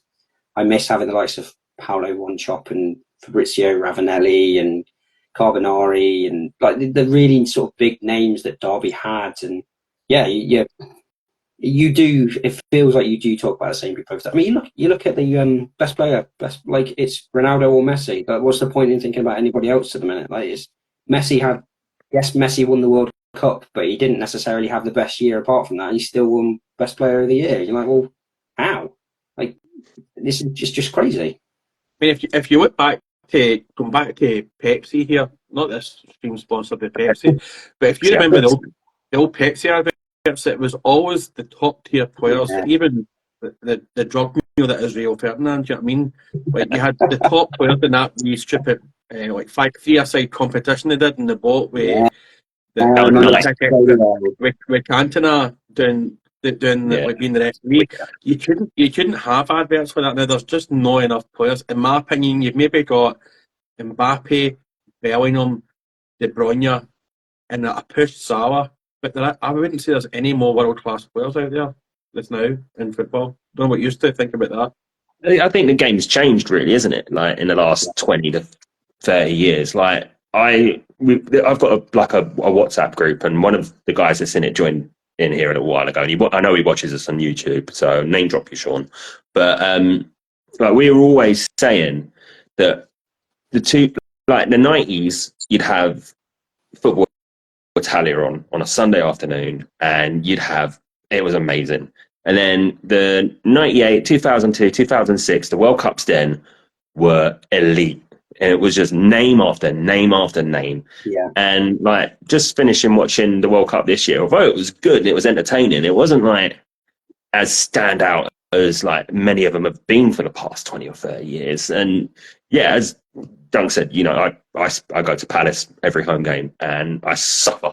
But I've done it and I just continue to do it. It's a thing for me. But you can see why people in the last 20 years have just gone from like having all these household names to just like, And it will spike back up again at some point. It will.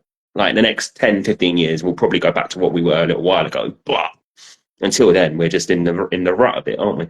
I think money's changed it, I think you get these big teams that, I mean, I know we had like the Galacticos with Real Madrid and stuff like that. But I mean, you look at Man United when they absolutely just dominated.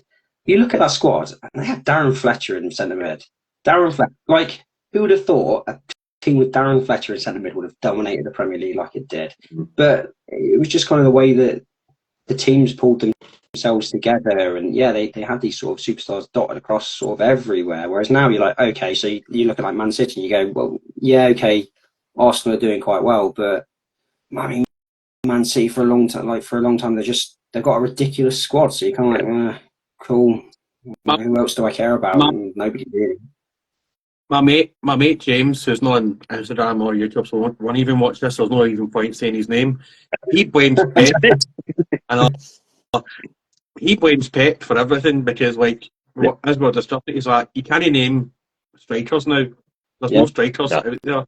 There's none. Like, system. If you look at all the great players, if you look at all the Ballon d'Or winners, like most of them are strikers or attack midfielders.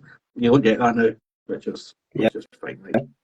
You can argue this like Harry Kane is like it's like old school Alan Shearer. Like everyone says that he doesn't really do much. But he gets in the right position. It's like that player always on. It's got like 99 position. They'll bang in every goal because he's always in the right place at the right time. But you're right. Like Harry Kane bangs in goal after goal after goal, but he's never had like a shoe in for like an award like that because he's not doing these fancy tricks and things like that. And yeah, you kind of look at Harry Kane and you go, well, why would he not fit into the Man City squad? Like Haaland kind of has done, but yeah, like Harry Kane's established. Why would you not have put that money in for him? But I don't know. yeah, it's just a different world out there for football at the minute. That's true, but Alan Shearer won a league. Harry Kane never. So he's always going to be better than Harry Kane. Harry He won Kane can't even win the Premier League. Bundesliga. The team that won it, was it the last 8 times or something like that? It's like the first time in like 9 years or 10 years or something like that Bayern Munich aren't going to win the Bundesliga. Yeah. I would just love for Spurs to win the league just to get it up Harry Kane. That'd just be. I would like.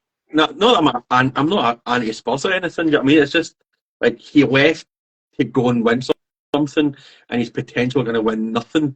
You know what I mean? It's like the Harry Kane effect, and it would just have been brilliant, absolutely brilliant if Ange never got all those injuries. Yeah. And Spurs were up the league.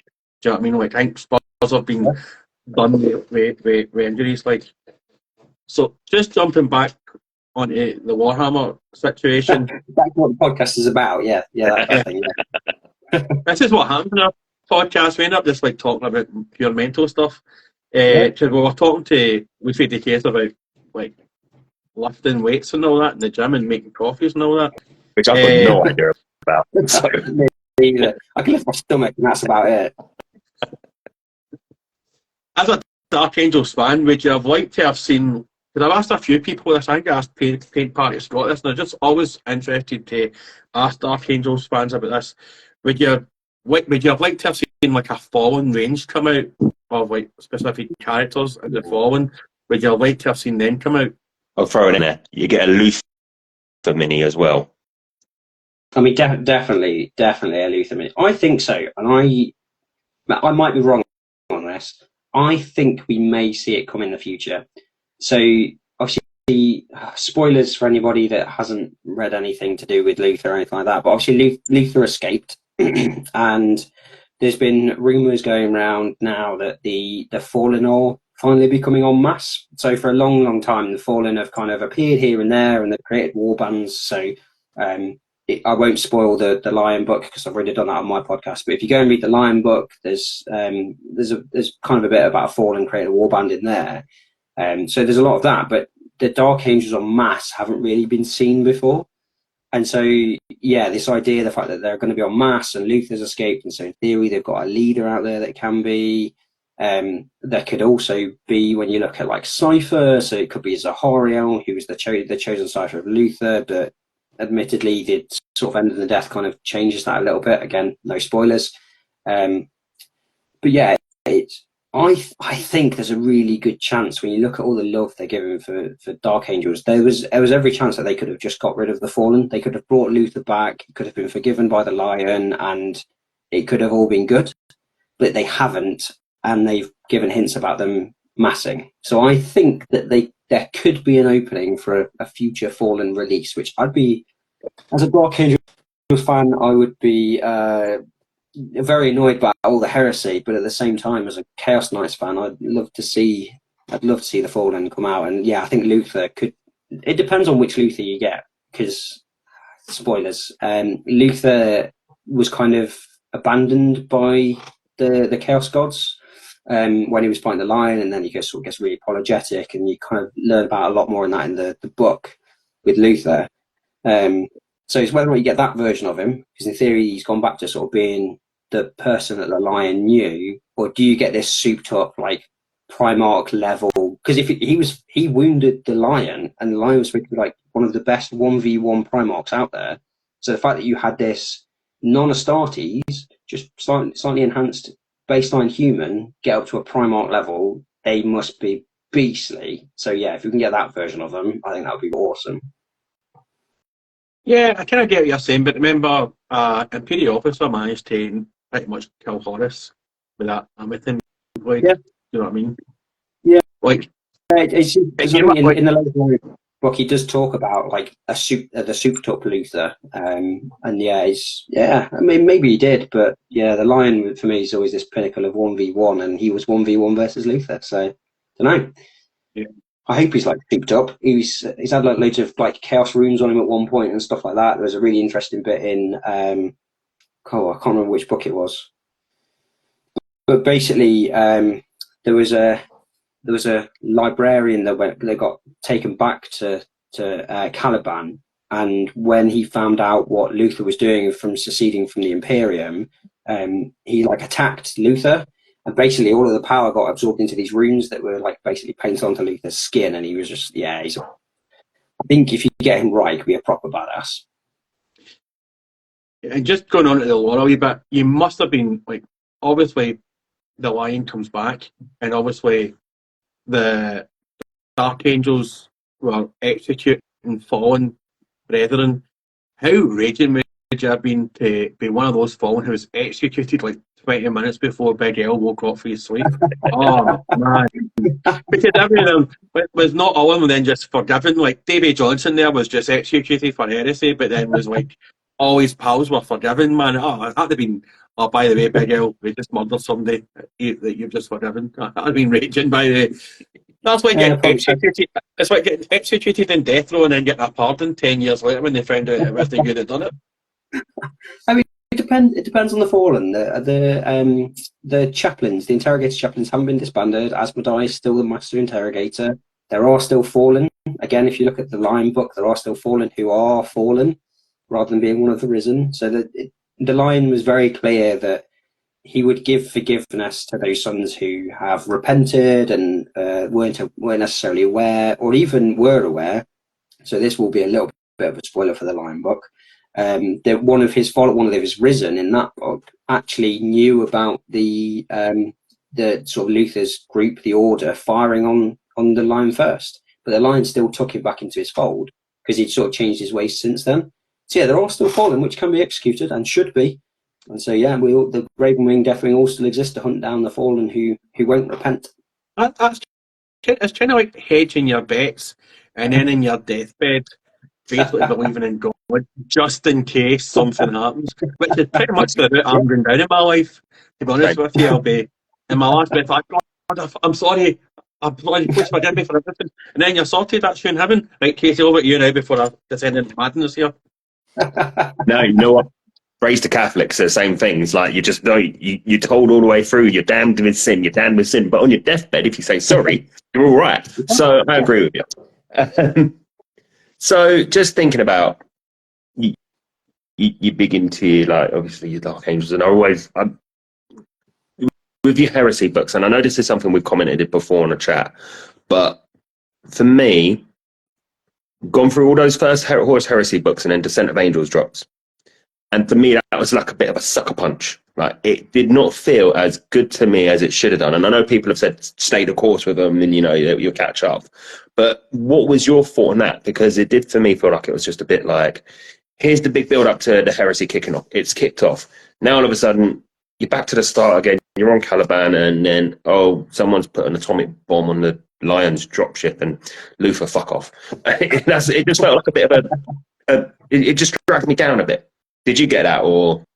So I'm probably lucky in the fact that again, because I didn't really know a huge amount into the Dark Angel stuff. I hadn't actually read. I think I maybe read the first 4 or 5 books, so I wasn't really that deep into the heresy when I sort of first picked up the Dark Angel stuff. So for me, it probably fell more in line. I was like, oh, okay, it's gone back ever so slightly, but yeah, I can imagine that. Yeah, if you're going that far back, I mean, there's going to be a lot of people that disagree with me, but I didn't really like the Lion in Heresy. I thought it was a bit of a dick, and actually it wasn't the Lion that really drew me in to Dark Angels. It was more the likes of Zahariel and Nemiel or however they want to say it. It's kind of those characters who drew me into Dark Angels in the Heresy side of things. The Lion killing Nemiel for me was just like the biggest fuck up moment in any of those books. I hated that moment in the books, absolutely hated it, because he was doing his job, and so was everyone else, and I just like back slaps him to death, and you're just like, why?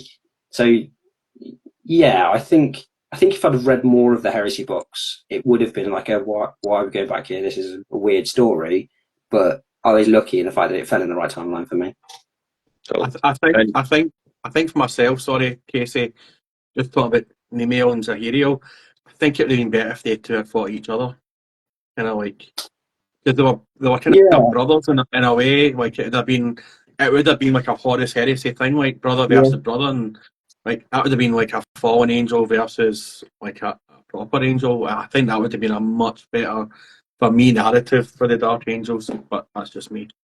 That's where I thought it was going when they talked about Emil becoming a chaplain and with the Council of Nicaea and things like that. I thought the same. I thought, well, for sure, if Emil Zahariel was the Psyker and he's going towards basically the Ouroboros and things like that, he's like falling to chaos. Yeah, the obvious one would have been like Emil versus Zahariel, which I think is, yeah, I agree. I think it's a missed opportunity. And we've mentioned the name Cypher a couple of times. Given that your loyalties are Chaos Knights, Dark Angels, have you done a Cypher? I've not. No, I haven't took a Cypher model yet. I don't know how I do him. I can't.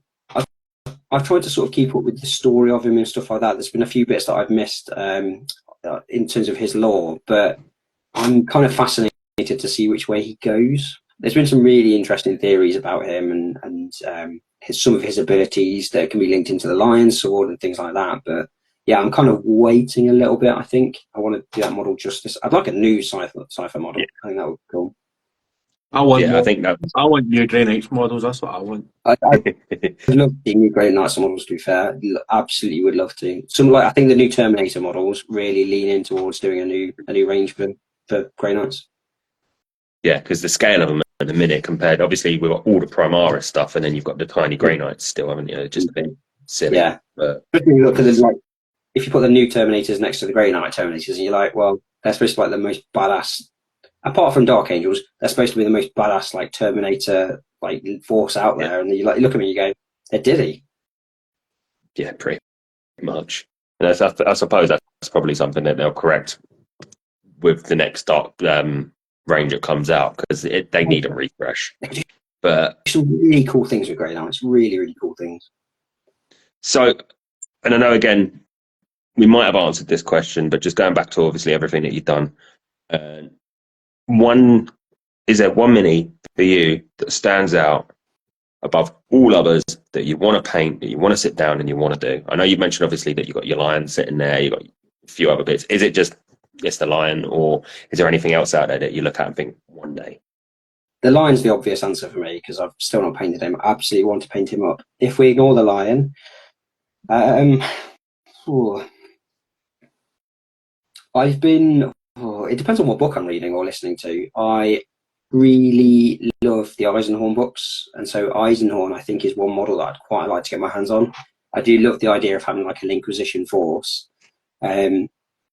The other one, which if you've read all of the End and the Death stuff, I'd really, really like to make a Custodes and Navisis force as like a kill team.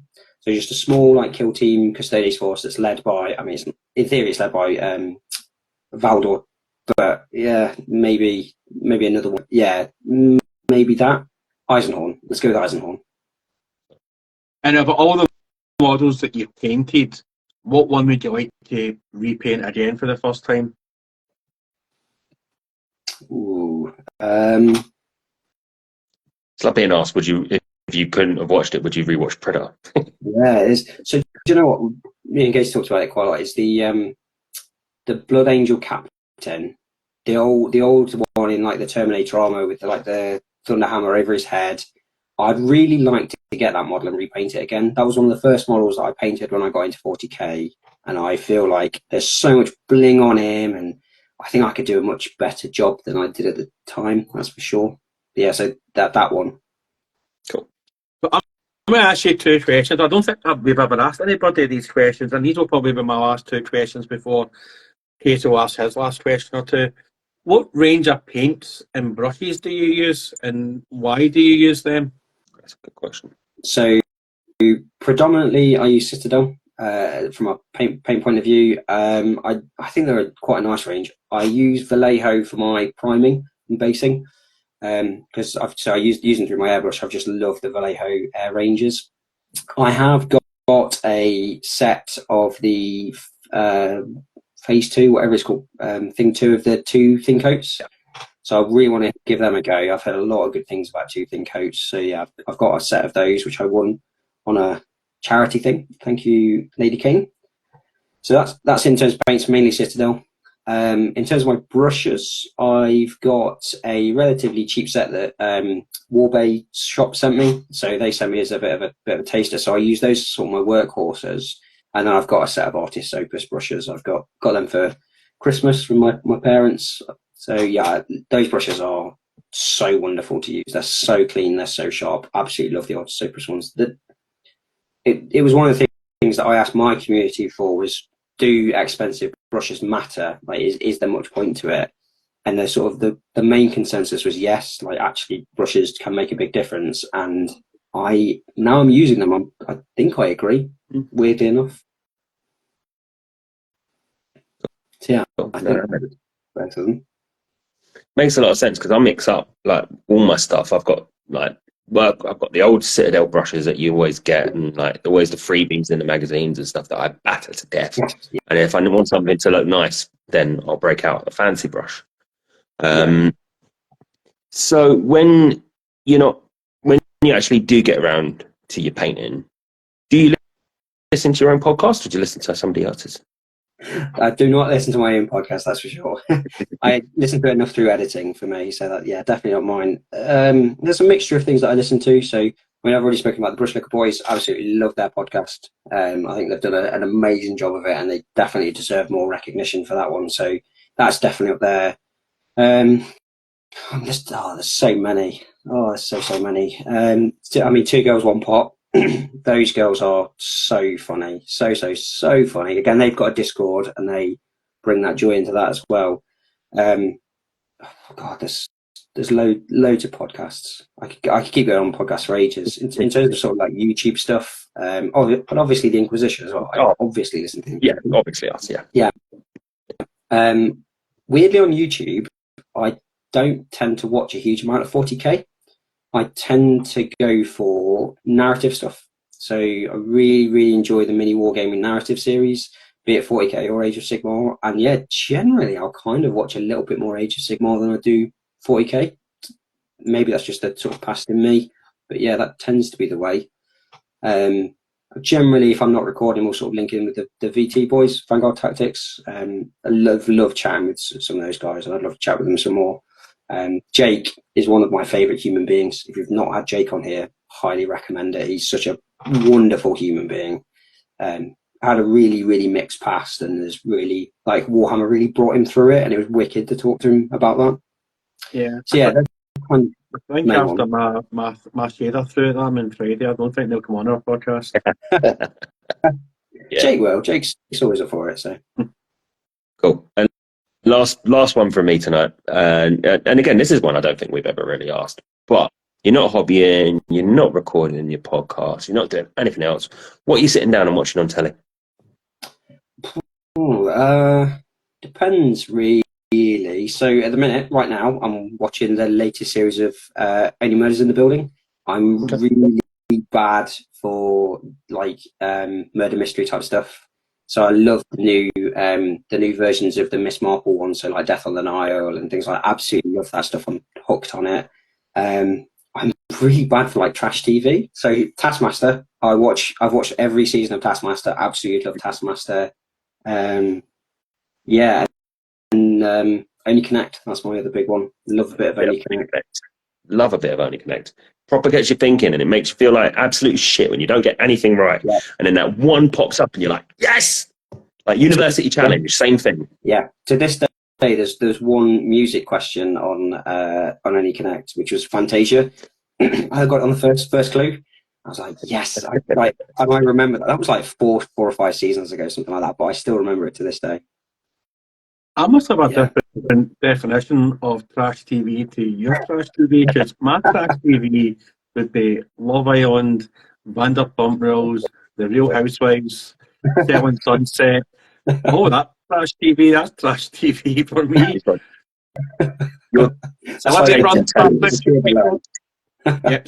Celebrity Breadwinner starts next week, and to be honest, you've actually been you're quite fortunate to be on this week because Love Island finished on Monday, and I'm usually watching Love Island at this point, but it finished on Monday, so we've actually went well over my 9 o'clock cut-off, to be honest with you. I want to watch Love Island, but last few seasons, just not done it for me at all. There you go. Yeah, it was, Love Island All Stars. It was brilliant. I actually loved it. I know. Yeah, no, not for me anymore. No. And the new season of Vanderpump Rules is out, so I watched 4 episodes of that on Friday. Oh, I love Vanderpump Rules. It's so terrible. It's bad. It's so bad. Well, that's all for me. Have you got anything else to add, Casey, on that bombshell or not? Just So, that you need to get some new TV shows in your life. That's about it. Well, I have on my rotation. I have It's Always Sunny in Philadelphia, Still Game, The Office, and that stupid supermarket one. I can't remember what it's called. Is it called the supermarket? It's sweet. No, it's it's an American. It's not American. The one with Ugly Betty in it. Yeah, Superstore. What is it? It's called Superstore. So I've got that in my rotation, and Parks and Recreation, only because Chris Pratt's fat and funny in it until it became serious and somebody's. So Ben, I just want to say a big, massive thanks for coming on, listening to us whittle on, and probably speak over all your answers to all your questions. For people that don't follow you, where can they find you if they're not already subscribed and following you on your various podcast places? I mean, you can get on Instagram. That's the easiest place. So First Rank Fire podcast on Instagram and on Threads. I'm on most podcast places: Spotify, iTunes, some really weird random ones. Those are kind of the main. Google Podcast, anything like that. So I've just got one that just puts out everywhere. So those are kind of the main places. I have got a YouTube channel that hopefully I'm going to be putting some more stuff up on. So again, it's First Rank Fire podcast. So yeah, generally, if you put First Rank Fire podcast, you can kind of find me. To be honest, I actually thought that your user handle was an homage to the film Zulu, because that's how they ended the film Zulu. So, for a long time, I think even on Wednesday, I think I refer to you as Front Rank Fire for some reason, even though that's not actually your name. And I think I even called Sandman of Terror something else, but he asked us to edit a bit the video out. So I think when we came back to part 2, I actually edited out what I actually called him. In the Language Man or something like that, wasn't it? It was something ridiculous. What was that? So, Sandwich Man or some madness. Sandwich Man of Terror or something, which is a totally different type of podcast. Just some guy going out with a sub cart in the middle of the Siege of Terror selling sandwiches to the Death Guard. But again, Sven, thanks very much for coming on. When do you think you'll start season 2? Do you have a date in mind, or are you just seeing how the Barbie goes? How the Barbie goes. So my first kid was a Velcro child. She refused to sleep anywhere other than one of us. So hopefully it'll be a little sooner than a year. But yeah, I think having one is going to make it a bit easier to get back into it. And I'm going to miss it. I'm going to really, really miss it. So hopefully not too long. But yeah, a little break. In the meantime, I am going to try and start streaming. So I'm going to try and keep painting, and so I might do some streaming on like Twitch or things like that. So yeah, watch this space for that side of things as well. And if you're ever painting on Instagram and you ever see Whatgate Studios, jump in. He's always streaming. I don't think he actually sleeps. I think he just is live on Instagram all the fucking time. Yeah. I've spoken to him about it before. I'm like, yeah, I definitely will. But for some reason, it's just never lined up. But yeah, I definitely will be joining his at some point. Cool. Well, Ben, on behalf of all the Inquisition, thanks for coming on. All the best for maybe second row, front row fire coming. All the best to your missus as well. Yeah. And hopefully we'll have you back on if we're still doing this and we can catch up with season 2 and baby 2. Yeah. All the best. Thanks again for coming on the Inquisition. On Wednesday, we have Nubicron, who was missing, so there was no shade being thrown in the chat at all. And we need to question him why. Maybe he's been a pure night lord and creeping about the streets of wherever he's from. We'll find out on Wednesday, folks. Thanks again for coming on, Ben. All the best. Have a lovely rest of your night, folks. Cheery, bye. Bye.